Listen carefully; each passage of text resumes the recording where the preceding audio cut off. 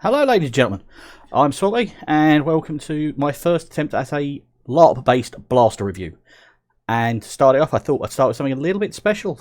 So here it is, and excuse this because of the background, it has done something.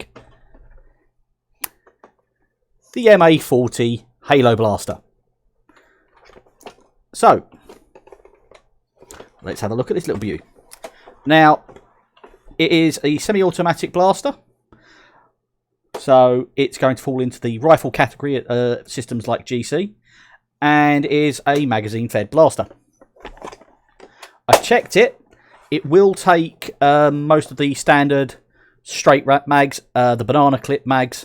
It will not take any of the drum mags unless you do some body mods to it. This is because, if you can see here, this section here, which needs to be basically cut off. Magazine release, nice simple, and there is a bit of a dip into there, but as I say, bit of shell cutting, you should be able to fit a drum mag in there. Next up, tack rails. It's only got one, which is right here on the top. Now, yes, it is a bit low, if you see there, but it does come with a razor, so it gives you something to at least give you a clear sight line if you need it. It's fed stock off of 4C batteries, so nice and easy to get a hold of. One jam door at the back here.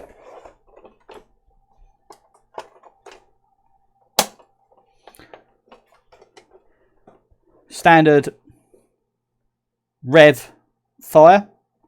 You'll also note this is a bullpup, very much like the Raven, which means if you do decide to put a drum mag on there, you're going to have a drum kicking into the side of you a bit. But that just means you might have to adjust your firing stance if you are using them. I would suggest using these with probably the, if you do that mod, probably the Nemesis is, sorry, not the Nemesis, the Infamous 30 round drum as it's centrally mounted, or the 25 round drums as they're both teardrop mags. You could probably put a 50 in here, but you'll have to bring the blaster out in front of your body. Other than that, there isn't really much to say. It's got a nice feel. It's a bit, it's not even front heavy because they're only C's, so you can swing it around a bit. We will be moving over and having a look at it internally to see how easy it is to actually do some mod work in a second. So I will go over to that. I'll take this one apart and we'll have a look at it. Okay, so we have it disassembled here. So I haven't popped the front backings off the side with all the electrics in it for a reason. So there is this lovely little small pile of screws here. They're not too many. So, as you can see, the front furniture, which is all the green, can be pulled away from the shell. This will make your life a little bit easier to get to things like where it says Halo and Nerf on the blaster, if you are like me and like sanding off all those bits and bobs. But let's go to the actual blaster itself. Enough about the shell. So, we have a one-piece, what appears to be a one-piece barrel assembly that is not locked in at the cage end, leaving you a little bit of an air gap.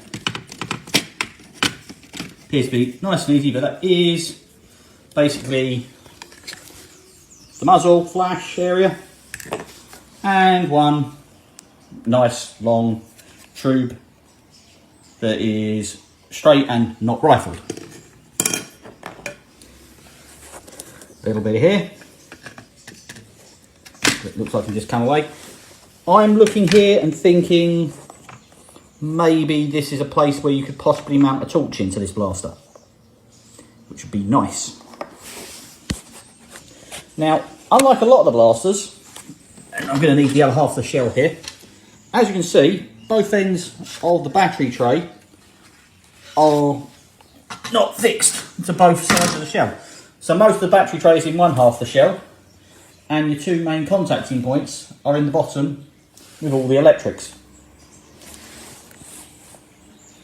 Other than that, this is looking very similar to a Strife or Raven internals set. I mean, this back is looking very reminiscent of the Raven to me, with some odds and sods changes.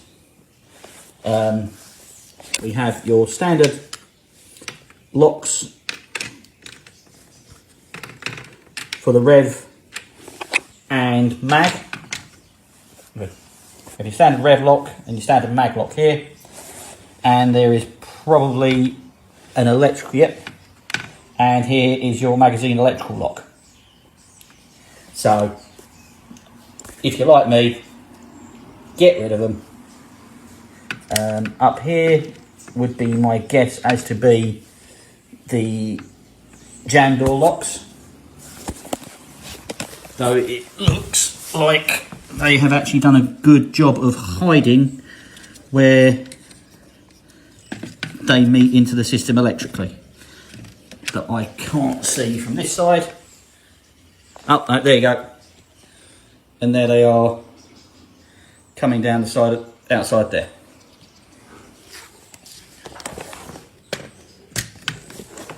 Other bits of furniture that come clear off.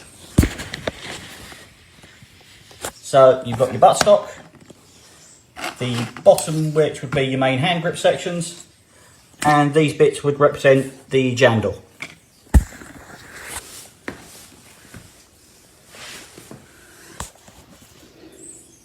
So internally this is looking like a fairly simple wiring job.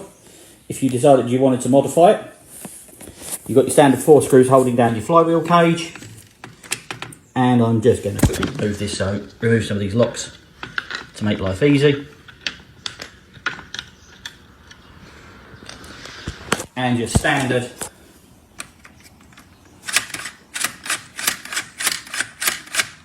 semi-auto punching system. So looks like as I say, looks like a fairly simple job to modify.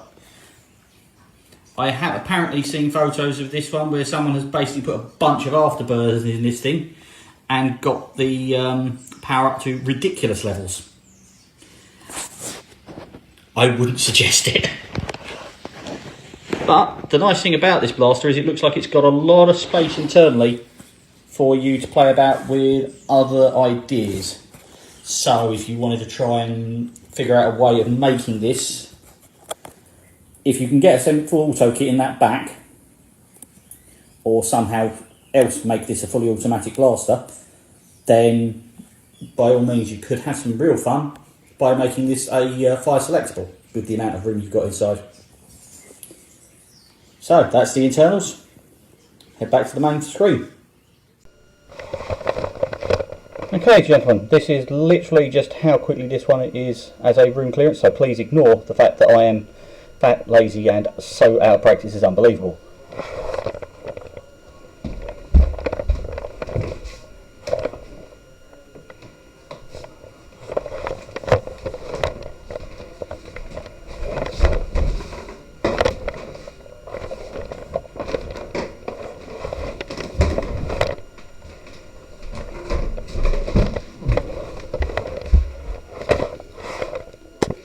So,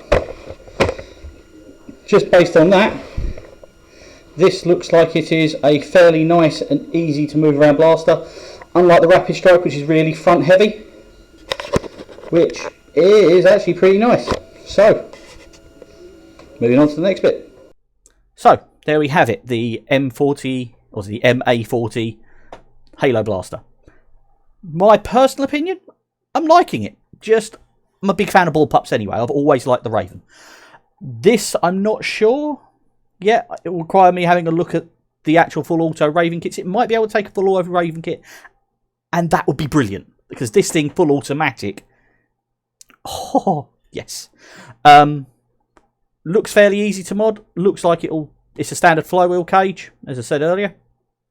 So, that's the MA40. If you want me to have a go at doing some others, please let me know.